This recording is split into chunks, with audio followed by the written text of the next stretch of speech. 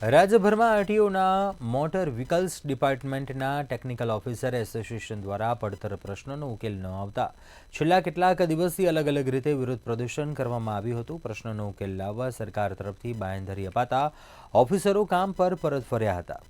Technical officer સોમવારે નો login day અભિયાન સાથે કામગીરીથી અળગા રહેતા એપોઇન્ટમેન્ટ લઈને આવેલા અરજદારો પરેશાન થયા હતા।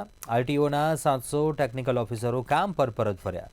સરકારે પડતર પ્રશ્નોના ઉકેલની બાંહેધરી આપી। અમદાવાદમાં 600 અરજદારો ડ્રાઇવિંગ ટેસ્ટ ન આપી શક્યા।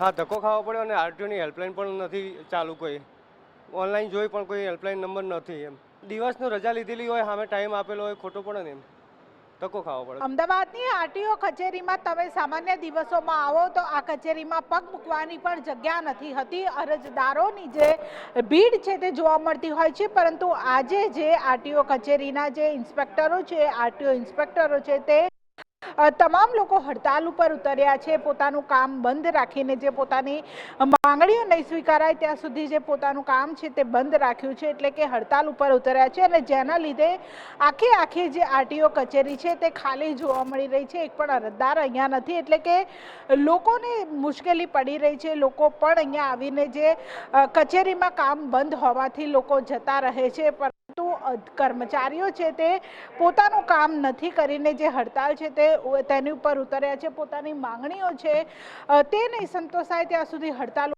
રહેવાની ચીમકી પણ ઉચ્ચારવામાં આવી છે। કેટલાક અરજદારો પણ અહીંયા છે કે જેમને મુશ્કેલી પડી રહી છે, એટલે કે કર્મચારીઓ પોતાનું કામ બંધ રાખી રહ્યા છે અને તેના લીધે જે લોકો હોય છે તેમને પારાવાર મુશ્કેલીનો સામનો કરવો પડતો હોય છે, કારણ કે અરજદારો અહીંયા આવતા હોય છે પોતાનો સમય નીકાળીને અહીંયા જ્યારે પોતાનું કામ કઢાવવા માટે આવતા હોય છે ને ત્યારે કચેરીએ આવીને તેમને ખબર પડે છે કે આજે હડતાળ હોવાથી કામ નહીં થાય અને તેના લીધે લોકોને ધક્કો ખાવાનો વારો આવે છે। કેમેરા પર્સન કુનાલ રાણા સાથે કિંજલ બોરીસા, મંતવ્ય ન્યૂઝ, અમદાવાદ।